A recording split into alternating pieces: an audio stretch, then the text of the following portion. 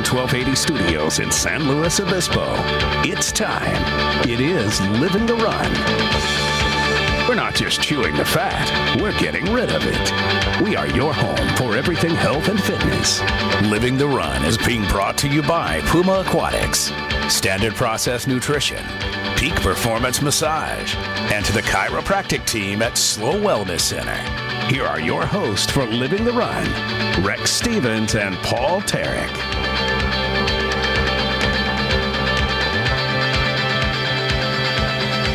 A cold, slow day. Cold day, and it's so cold it brought Paul Tarek back to the show. Welcome to Living the Run, where we talk everything health and fitness. Paul Tarek back from Michigan even sent me a text and said, do we have a show tonight? That is not what the text said. It was one of those pump you up, like, are we on night? Like, all right, like, let's go. And instead, in the serious doctor world that you live in is, he must be inquiring if we are going to have a show tonight. And we will well, you know, when I contacted the other co-host here, never has a problem getting here on time, always ready, always prepared. You can count on him. Former Major League catcher, current scout for the Chicago Cubs, Adam Melhuse. Thanks for coming. What's up, guys? I think that can be attributed to one thing. He's just better than I am. I mean, doubt it. Well, Paul, Paul had mentioned, a few weeks back, he saw the ratings going sky high when Melhuse joined Living the Run, and I think they were going off the charts. As a stockholder, I removed myself completely from here, and I've watched profits soar. Facebook accounts going wild, Twitter going wild.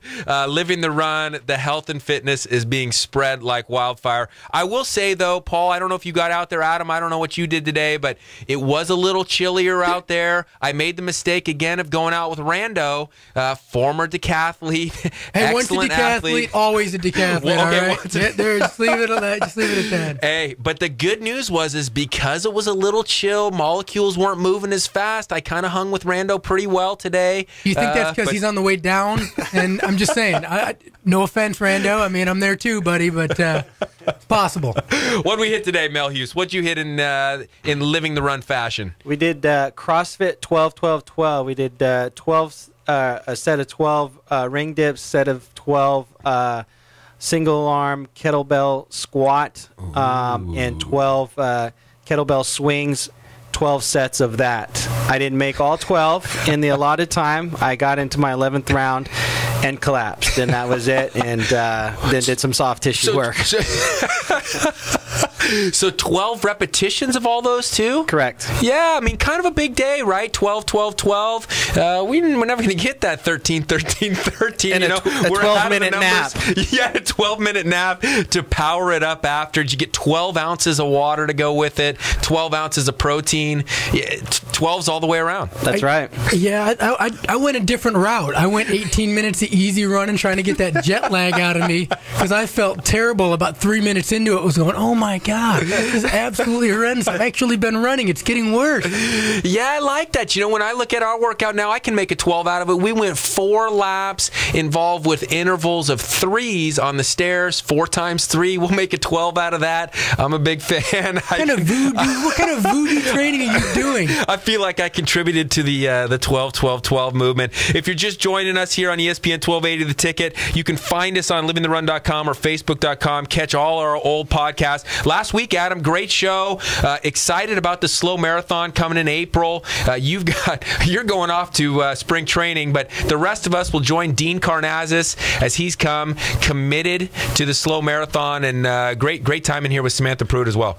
You know what? Small world. In Napa this weekend with my wife, we snuck away for 48 hours to Napa, did some tasting. There was 4 couples. We were at Farniente Winery, 2 from San Francisco, 1 from Chicago. The gal from Chicago, boots on both feet, and we're like, oh gosh, what's going on here?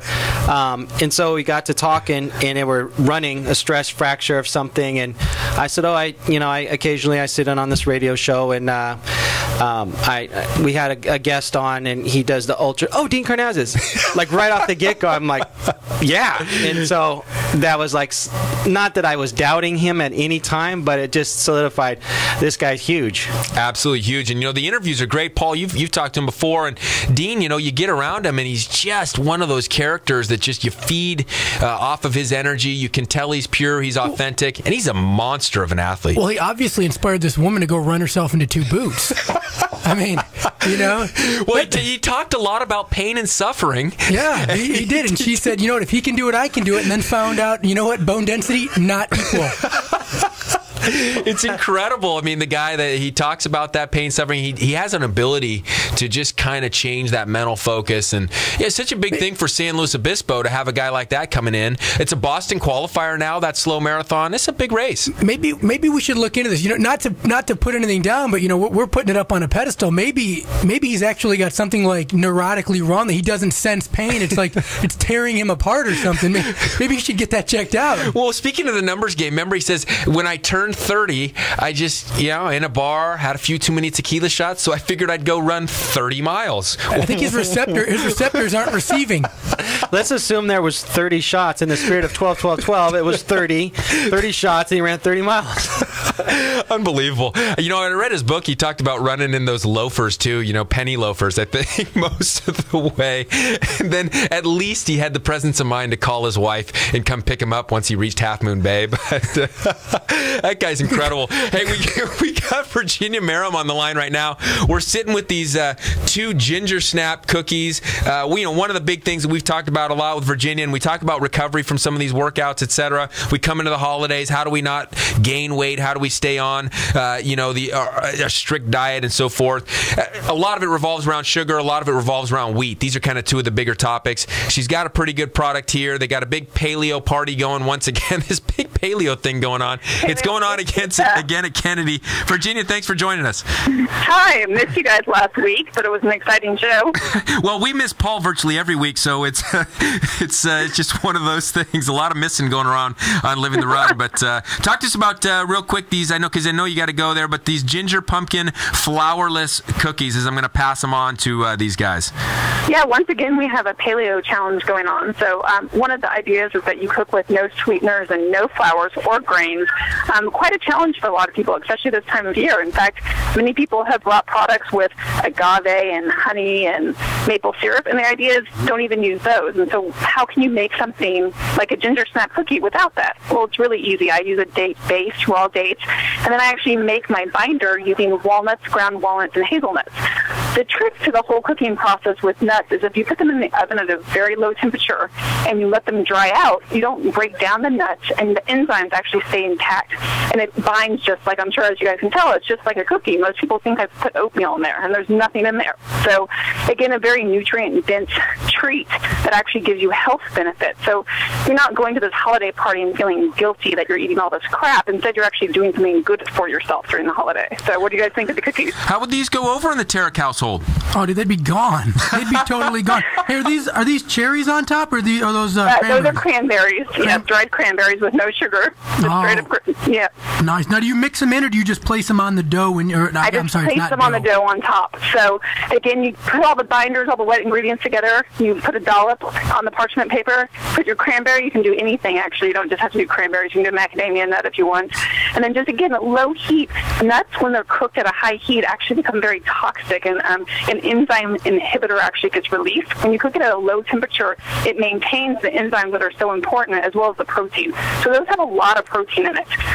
So they're, again, it's a health benefit cookie. How about this, Adam? Do these go over in your household? Is this one that you can see you and Carly getting down, making in the kitchen? Now, no. Listen, but I'm giving you props here. I'm saying if my wife can make them exactly as they're sitting here today and taste like that, I would chow them down every single day. I'm putting it out to Carly. Use my recipe and get back to me. Okay. Hey, when we find those recipes on vertfoods.com? I'm in on Living the Run. I'll have them posted tomorrow. Oh, great. We'll put that on Living the Run. Virginia, as always, thanks for coming in with a holiday treat, one that can benefit us, not take away from us and take away from our health. Yes, stay healthy on the holidays. Awesome. Thank you, Virginia. All right, bye. What do you think, Paul? Is that the kind of cooking Shiloh does there at home? Are these the things that you're going for? She's trying to reduce your sugar. I'm going to go with Adam over here and say say if she made these cookies exactly like this, then they would get eaten. But Virginia always impresses. Better than Martha Stewart, and no insider trading. So good on two fronts. Yes, she is amazing. We got an incredible guest here on Living the Run tonight. Something that I hadn't really ever heard of before. She's from Chicago. She's number 2 in the world, Paul, Adam, in tower running. And this is just I thought amazing you were going to say stuff. weightlifting. I was going to and I could tell. Yeah, never heard of weightlifting before either. But no, tower running. They started, I believe, in the Hancock Building in Chicago. They talk about these races. Yeah, they run the stairs, right? They run the stairs. They open it up. And I kind of thought initially, we're talking, how many do they do in a race? 10, 20 people. I mean, how many people do these things? She's talking about 5,000 people entering these races, and they kind of just, hey, every 5-10 seconds, whatever, hey, send them up. You imagine being like a secretary or something on one floor, and you just got to go down one floor, and the elevator's not coming. It's like, I just got to get this paper down. Oh, no, I'm in the stairwell. Yeah, it's a fascinating thing. I'm excited to talk to Kristin. We're going to have her on the line in just a minute. And, it's one of those kind of events that, as you start to think about it, and you think about getting story after story, and if you're good, you're up there and you're not seeing many people, and you're not hearing many people. And we talk about that kind of concept of just being able to stay mentally focused as it's stair after stair. You can't the see the scenery does not change at all. The number changes, but the scenery is exactly you're the same. boxed in. Crazy stuff. So good interview coming up. Again, if you're just joining us, remember, a podcast can be found on livingtherun.com, facebook.com or /livingtherun, and catch all these interviews. We got one good one after another. I'm hoping to get Jordan Hasse back in next week. They had an epic finals in the cross-country finals. Oregon won as a team, and she had a great race. We had a great freshman from here as well. Looks like Kristin's going to be on the line here. So more from Living the Run. Number 2 tower runner in the world, female, next. We're back with Living the Run. Welcome back to Living the Run. Already a great start. Couple of co-hosts in studio. Paul Tarek remembered we had a show on Wednesday nights. That was kind of nice. Adam Melhuse routinely here. We're going to kind of pepper that point a little bit. Hey, this section brought to you by Jaffa Cafe. Jaffa Cafe, one of the sponsors of Living the Run, your home for the best Mediterranean Greek food. Know this, Jaffa Cafe, get there this week. Friday, they're closing down for 2 weeks because they're moving. They're moving just around the corner to Monterey Street. So if you haven't gotten to Jaffa this week, get there by Friday. Get that last little bit of baklava. Get a little gyro. Get what you need.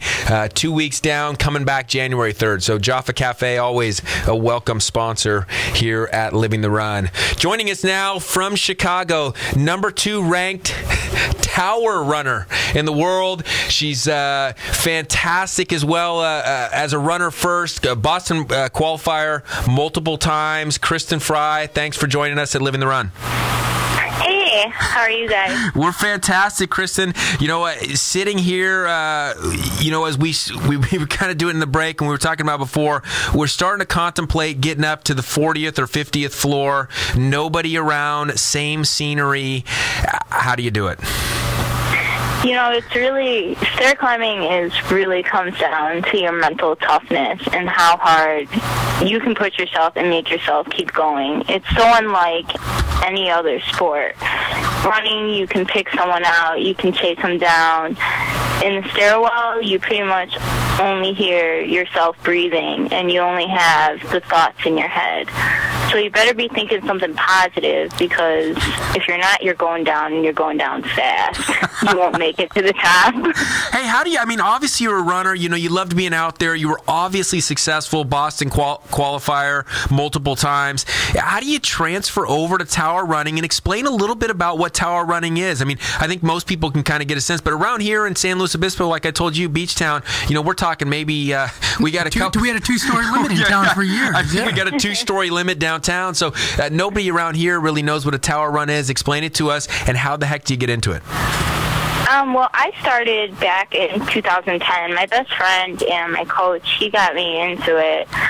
He has a team who does Hustle Up the Hancock, which is a really popular climb here in Chicago. And I was injured after running, 4 marathons that year, hitting a couple PRs, and in the fall my body just kind of fell apart from all the mileage. So stair climbing was a great alternative. I wasn't able to run, but I could do a lot of cross training, and it just works really well for stairs. And I did my first race, and I did pretty well, and I knew that I hadn't pushed myself or reached any kind of limits. So I just kind of found some other races, and I think the second race I did one in Milwaukee, and I ended up winning it, and I won a race in LA that year, and it just kind of snowballed, and I started figuring out what training worked best for me, and I just really got into it. And since I was doing so well, it really helped me, get involved in the sport more and wanting to work harder at it. And there's so many great athletes who are also stair climbers, and I've met a lot of people who have become really good friends, and we see each other at races from all over the country. I've met people from all over the world. It's incredible. But climbing here in the U.S., a lot of it is for charity. Almost all the races are for the American Lung Association. Some of them support cystic fibrosis or other respiratory health diseases and things of that nature. So a lot of it attracts, normal people who want to do it as a charity and want to fundraise because they really support the cause. And then you get some people who really like the challenge of it athletically, which is what draws me into it, really being able to push myself and to try something new. And then I also like that I'm supporting a good cause at the same time. So it's tower running. Is it not a sprint, obviously, on some of these buildings, but is it a run the whole way? Or are you having to stop and walk for a little bit, or how does that work? Usually I'm not running at all. I'm usually taking 2 steps at a time and kind of using the rail like a rope. That's a technique that works best for me. And in Chicago, we have a lot of taller buildings, the Hancock and the Sears or Willis Tower. So it works to my advantage to have endurance and to go a little bit more conservative, whereas some of the shorter climbs that are maybe only 30 or 40 floors, you can get away with running a bit more, but that's never really been my technique or my style of going up the stairs. Now, how do you balance out, obviously climbing the stairs is going to be glutes and hamstrings. How do you balance out the muscles on the front side of the leg, just training mainly for the climb? I do a lot of running and cross training as well. Do a little bit of, weightlifting, and just kind of really try to do different activities. So actually being a stair climber, I got into spinning. I've been doing running. I've been doing stairs. I started using the rowing machine at the gym. I've been lifting weights. Whereas when I was a runner, I was purely just running. I wasn't doing any form of cross training. So I think stairs is making me, a better all-around athlete. And even some of my running times are dropping, and I'm not even focusing on running at all, which is kind of neat. Hey, we're talking to Kristin Frey here, number 2 ranked tower runner in the world. Kristin, I'm looking at you making that pull. We can go to KristinFrey.com, and I'm looking at you pulling like that. As your upper body then bulked up, have you gained a little bit of weight from a muscular standpoint in comparison to what you were doing when you were a marathoner? I actually weigh a little bit less than when I was running, but I have started doing a lot more to strengthen my upper body. I did a race in Taipei earlier this year, which is just a little bit smaller than the Sears Tower, and my arms and upper body were just dead by the top, and I really needed my arms to pull the rail more because my legs were totally shot and I had nothing left. So it was after that race, I said, I got to get rid of these chicken arms and I need to bulk up a bit. So I started doing push-ups and using the rowing machine, and I could really tell my upper body was getting stronger. And when I did the Sears Tower, in the beginning of November, it definitely made a difference. Hey, and I could tell I was using my arms because they were sore the next day too. Hey, are any of these races? I mean, are all these races just geared to get to the top? None of them have a down to them, do they? Unless there's an accident, no, probably not a down. Most. There's no rolling down the stairs or anything. Yeah, I think somebody would definitely get trampled in that instance. But, I mean, I got to think Jello legs by the top. I mean, yeah, it's most of the time at the top of these climbs. If you've really pushed yourself to the max, like you're on the ground, almost you cross the mat and you're down, or maybe you take a few wobbly steps and then you hit the ground and you're just either laying there or crawling out of the way. And most of the climbs that are in towers, they just have the up portion of the stairwell. Are there ones that actually have the down? They do have some races that are in stadiums. In September, they had a race that was in Soldier Field, and there you had to go up and down the stairs. Was it kind of like a lap around the stadium? You had to go up and down all the stairs, or was it? Yeah, I think so. I wasn't able to do it, but I had some other elite climbers that I know did it, and yeah, it was basically doing a lap around the entire stadium. And going down is hard. Like, it leaves you really sore. Your calves and just your legs just get shot from it. Who needs patella tendon?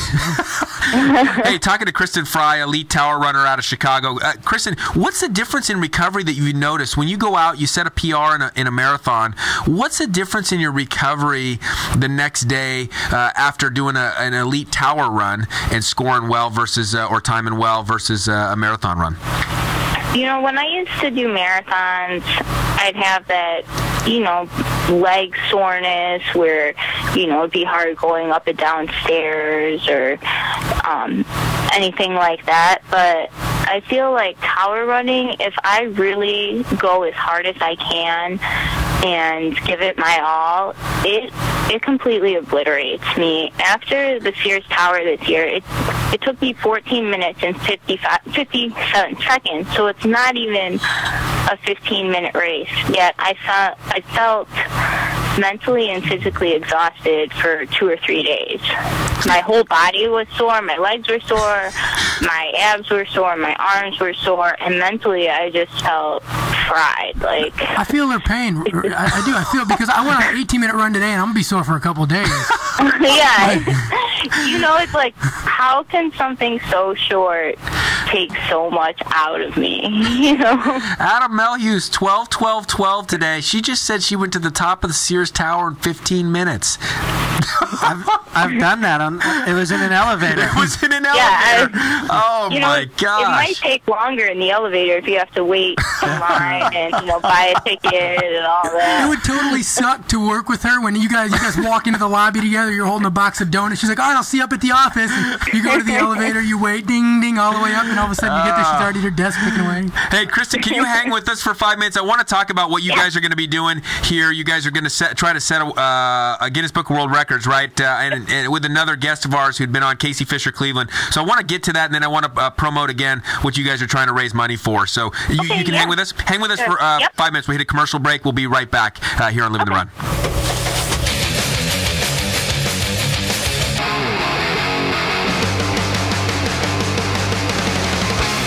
We're back with Living the Run. Welcome back to Living the Run. We still can't get over this. Our guest, elite tower runner Kristin Frey, we're still trying to comprehend 15 minutes up to the top of Sears Tower running. Kristin, tell us this, because Paul knows Casey Fisher Cleveland pretty well. She ran here at Cal Poly, where we live, here on the Central Coast. How'd you run into Casey? How do you know her? And what are you guys up to here starting beginning of January? I actually met Casey back in 2010 when I did a stair climb out in Los Angeles. It was the Fight for Air climb in LA, and I met her, and that was the first time I actually met a lot of the other stair climbers from around the U.S., so that was a really cool experience. And Casey's actually really awesome. I wish she was I lived by her, because I think we would have a blast training together and, just going on all sorts of crazy endurance adventure. You're aware that if you did live by her, you would have just rollerbladed across the U.S. I know. Okay. I actually wanted to try and meet up with her at some point along Nebraska, along maybe? her Nebraska journey. sounds fun. Yeah, but I couldn't figure out how to get there and how to get back and what to do. So hey, so you guys are doing something big. January 4th, 2013. Tell us what you guys are trying to do.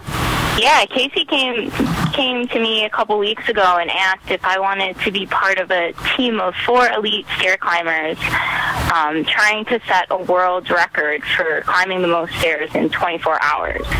So, of course, I was elated at the fact that she asked me to be part of her team, and I really didn't even have to second guess it or think about it. I immediately told her, yes, I was interested, and it was, something I wanted to be a part of. Paul's sitting here in studio. He doesn't look like he would have had that quick a reaction to a yes on that.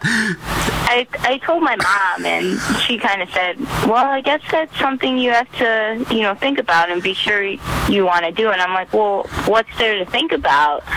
And she's like, well, it sounds really challenging, really hard. You're going to be up for 24 hours. I'm like, that's the whole point of it. If it was easy, it wouldn't be a world record, right? The inquisitive part I have is, it's like a 4-person team. Is there a 3-person team world record? Is there a 5-person team world record? Yeah, I think Casey actually just applied for us to set this record, so I think it would be a brand new one. Oh, so the good news is there's no pressure. You guys could do nothing, go like 5 flights, call it a day, and then just keep breaking your record every other week. I think there's a single guy who's done a 24-hour world record, so I think we should at least, shoot to beat him. That would probably be a pretty good place to start.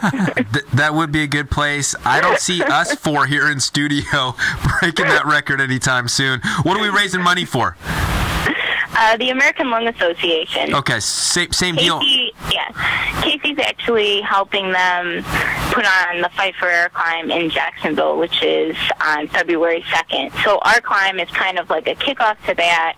We're trying to encourage people, to come out, to get into stair climbing, just get into fitness in general, since it's right after the new year.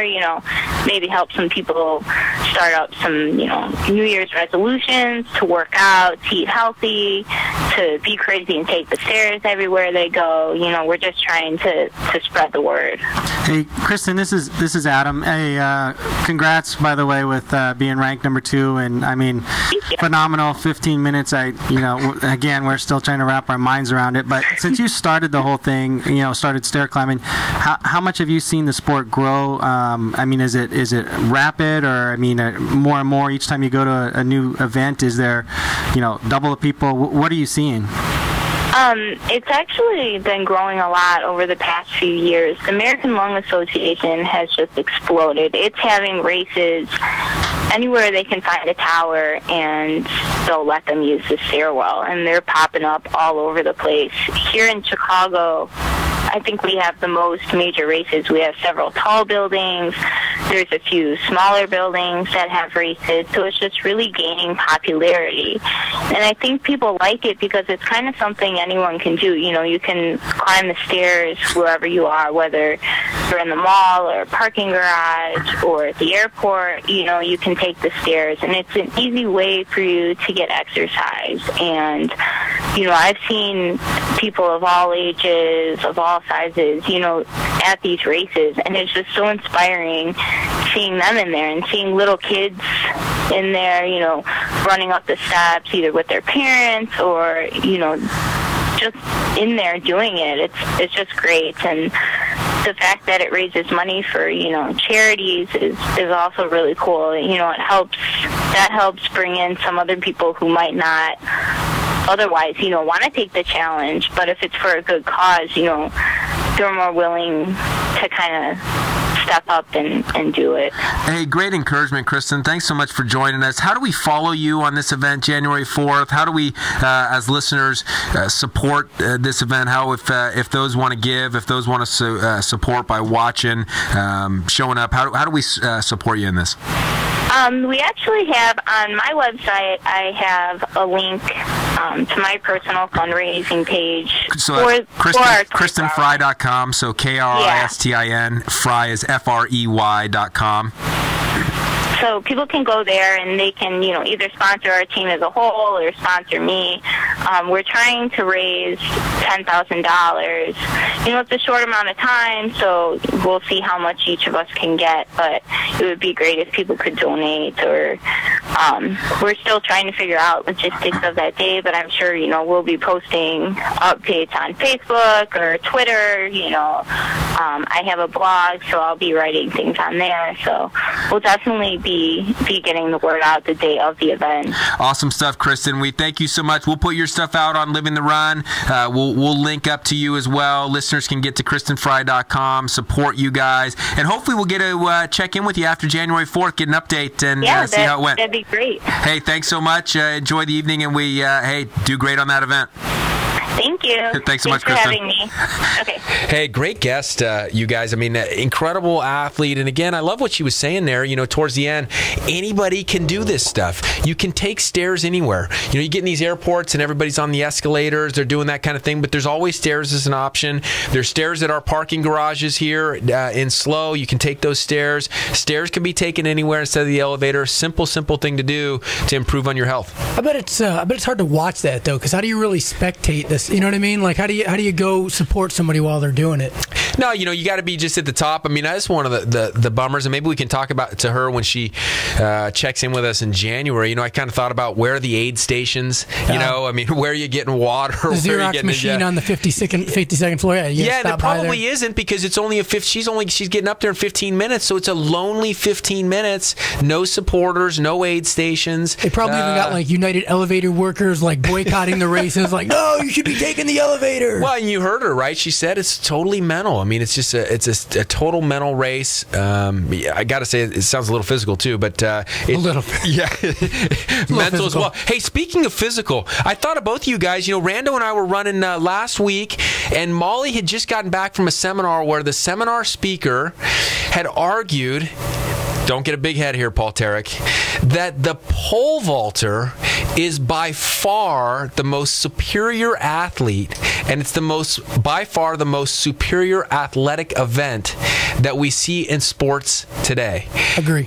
Agreed. And I started thinking about it. I said, God, that's really great. I've always thought, though, Adam Melhuse, hitting a baseball... According to USA Today, I saw that poll. Hitting a baseball at 96 miles an hour from so short a distance with a skinny stick, with all that spin, that skill right there has got to be up there as one of the toughest. What do you think? I got to think it's right up there, but I'm just trying to think if I hadn't done either of the two, which I would have a better chance of at least attempting to look like I had a halfway decent shot. And if I never ever played an inning of baseball, 96 miles an hour, it'd probably look like an aspirin coming in there to me. But in a pole vault, I wouldn't be fast enough. I could put the pole in the little thing there, and I wouldn't get pole vaulted off the ground. But I don't know. It might look a little better, but I don't know. That's the best analogy I've ever heard. Fastball coming in, looking like an aspirin. That's incredible. Do you remember that study they did? It was USA Today back maybe 10 years ago, and it was hitting a baseball. The problem was we argued about this for a long time because I think vaulting and was in there. It was number 5, and they didn't qualify the hitting a baseball was consistently. It was because the thing is, just by sheer probability, there's strike zone so big if they feed you strikes, anybody with enough swings can make contact with it. Hitting consistently is the thing, because the benefit in pole vault, once you learn to do it, really other than wind, everything stays pretty consistent. So you just have to be in great shape to do it. Hitting a baseball from different pitchers, different pitches, coming from right-handed, left-handed, that's where it was okay, I can totally agree with that. Yeah, but you're coaching. We're going to try to get Harry. I know Harry's going to be in He's gonna town be here again. next week, I think. Yeah, maybe we can get Harry in studio as well. But you know, Paul, I mean, the pole vault is one of those things, even when you're doing it well, it can look like a circus out there. I mean, you know, you got poles that snap, you got things that just seem to go wrong, and you got guys landing in the box, you got guys landing pretty goofy, some pretty big injuries out there. I mean, it's not like it's just routine coming through just because you've done it for several years, yes? Yeah, I can see that, but baseball is saying, you know, normally I wouldn't be saying, oh yeah, baseball players way better athletes than, but as far as the hitting the baseball versus pole vaulting, I still think pole vaulters are probably the best athletes in the world.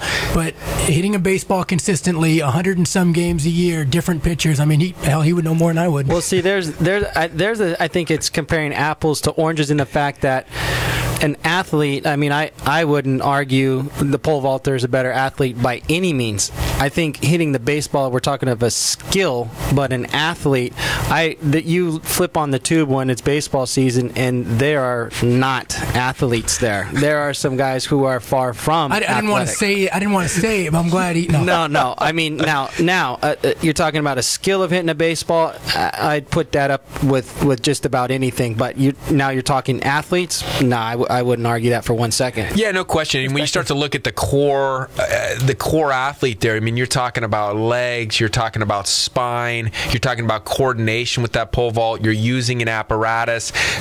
You know, you've got to have some speed, but you've got to be able to have some propulsion. So you got to have power, coordination. It's a phenomenal event. I definitely couldn't think of it. It's just conversion of kinetic energy to potential energy, right? Oh no, the engineer's going to come out and Paul Tarek. This could get ugly on Living the Run. 1/2 mv squared equals mgh. Don't you remember this from physics?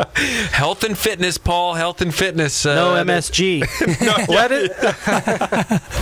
Oh, the show's going awry quickly. But you know, it is an interesting thing. You know that we get back with Kristin, and you know, how do you get people out just doing stuff? And so often it's so hard to do that because you know, you talk about the 12-12-12 you did today, Adam, and the reality is that 95% of the people can't do that right now. And we talk about some of the runs that we do and some of the different things, and to just get going, one of the greatest things you can do is just start walking some steps. Well, I can, you know, every week we talk about this, and I go, you know, it's just I never used to understand how hard it was for people to get out, because for me it was a lifestyle, and it was just, it's part of life. You just go work out, and then it was job, wife, child, house, pay. You know, life kind of catches up to you and starts filling in all those places that you had voids before, and all of a sudden you're going, wow, I'll get to that later. Well, you know what, I'll get a better run in tomorrow, and then pretty soon you're like, yeah, I haven't run in 2 weeks. I need to get out there.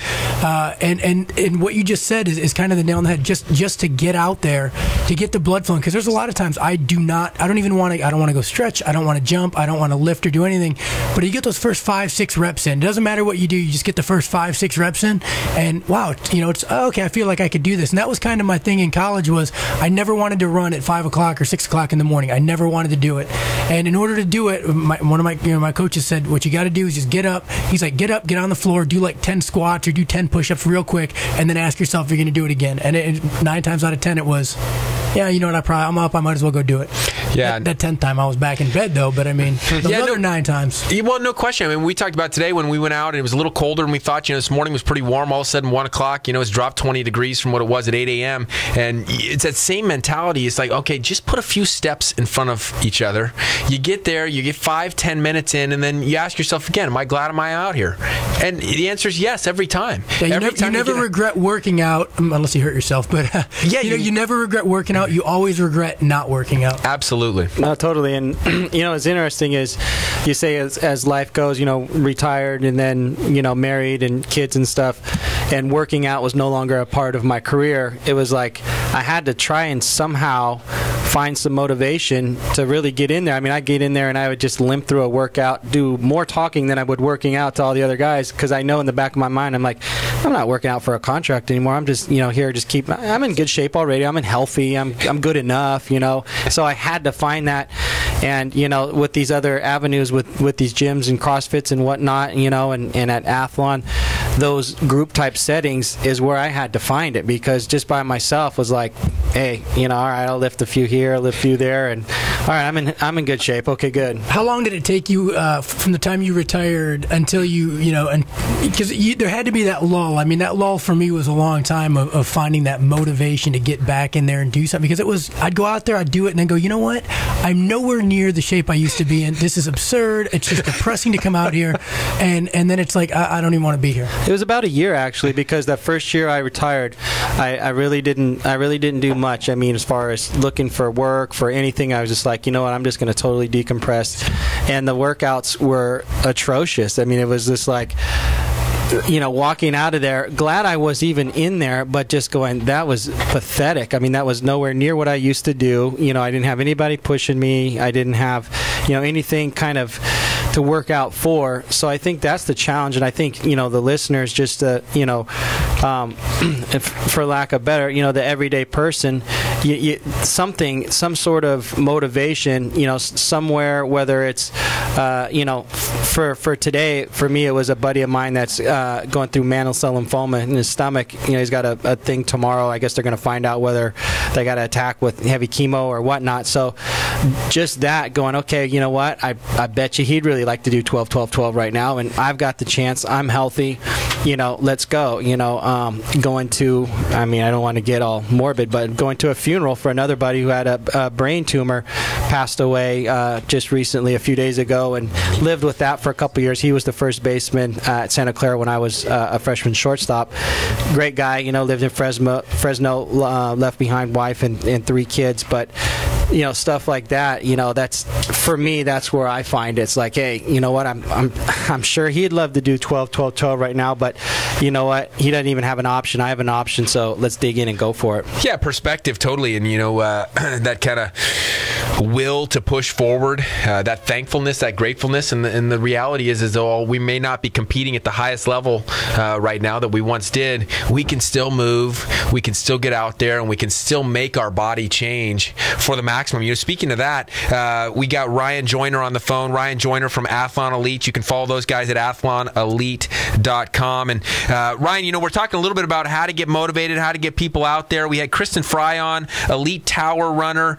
We talked a little bit about that idea of, take the stairs, when you have the opportunity instead of taking the elevator. How do we get people motivated to do that? What's the latest here coming into the holiday season, or even just in any season, Ryan? How are you getting people to take some of those everyday routines, not just routines in the gym, but everyday routines, to add a little bit to their health each and every week? Well, I like what Adam, I think it was Adam that said earlier about just get a couple steps in, or maybe it was Paul, but just get those couple steps in, or just get up and do something, and then you'll appreciate that you're already up and moving. As far as getting people motivated outside of the gym, education is big, and people realize that they need it, but they will continue to put it off until they read something that says, hey, by the way, you're going to feel so much better, and this is why, or something to that extent. So for me, it's constant education. So I'm sending out newsletters, Facebook posts, emails, getting on top of people, and just giving them that positive reinforcement of how important it is, and that helps get them started and get them going. And then, of course, like Adam said, the group setting is very inspirational, motivational, because you're in there with a group of other people, like-minded, who are going through the same struggles as you are. And when you get that group feeling, that group camaraderie, it's very powerful, and it's very motivating in and of itself. Hey, no question about it. I know these guys have done it. I've done it, the different groups and so forth. Talk about, just real quick, at Athlon Elite, what are the groups that are offered? Because I know one thing, Ryan, is that, and again, talking to Ryan from Athlon Elite, you can find them at athlonelite.com. When we talk about group settings, sometimes they're intimidating. What are the different opportunities offered over at Athlon Elite that might be able to take in that beginner or that person that might be intimidated by the group? Because oftentimes those groups, as you know, get a bit competitive, and we've seen some of that stuff. What are you guys doing over at Athlon to bring in that person that might be a bit intimidated? Yeah, definitely. Well, we have what we call our semi-private program, and even private program. And so initially we actually try to steer people toward the semi-private program, which is only 1 to 2 people in any particular session. So it's basically private training, and that gets them going and gets them experience, get them comfortable comfortable with the movements and comfortable with what's going on. So it's kind of like our on-ramp program. Like you're getting on the freeway, there's an on-ramp to get them comfortable with what they're going to experience in a group setting, and then at some point they transition over to the group and love it. But yeah, you're right. They need something to help if they're not already comfortable with exercise or with a group, something to give them a little bit of confidence, which is more of a private setting what we offer. And every membership we offer has that private initial lesson, consultation, or training sessions. Hey, awesome stuff as always, Ryan. We appreciate it. We appreciate what you're doing for the holidays and getting people going then for the next year. Can find these guys again, 805-546-6070, or go to athlonelite.com to learn more. Thanks as always for joining us here on Living the Run, Ryan. Yeah, thank you very much. Have a good night. All right. Hey, good stuff. You've been in the group settings. How do you like it, Paul? You've done different workouts, individual workouts yourself, track to, just a workout. Talk about the difference. For myself, I love the group setting. It is hard to find motivation when you don't have that carrot on the end of the stick. But where I saw it the most was when we had our ladies' classes in the morning. Those a lot of those ladies hadn't worked out in years.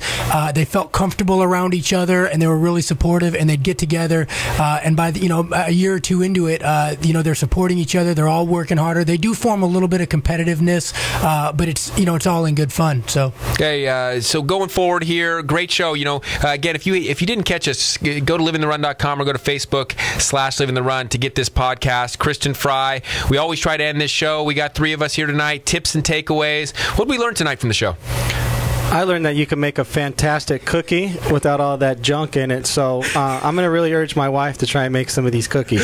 Hey, the recipe will be online, livingtherun.com as well as at vertfoods.com. Paul? I think the one thing, you kind of touched on it earlier, was making sure you get, you kind of both did actually, making sure you get something on the horizon. Adam really mentioned it, saying you got to have something you're working for. You can't, it's hard to go in blind, so if you need to get a race on the calendar, get a race on the calendar. If you need to get a date that you need to accomplish something by, get that written down and make sure you tell people about it so they hold you responsible too. Yeah, no question. I'm going to go with one more step. Take one more step. Go that extra step.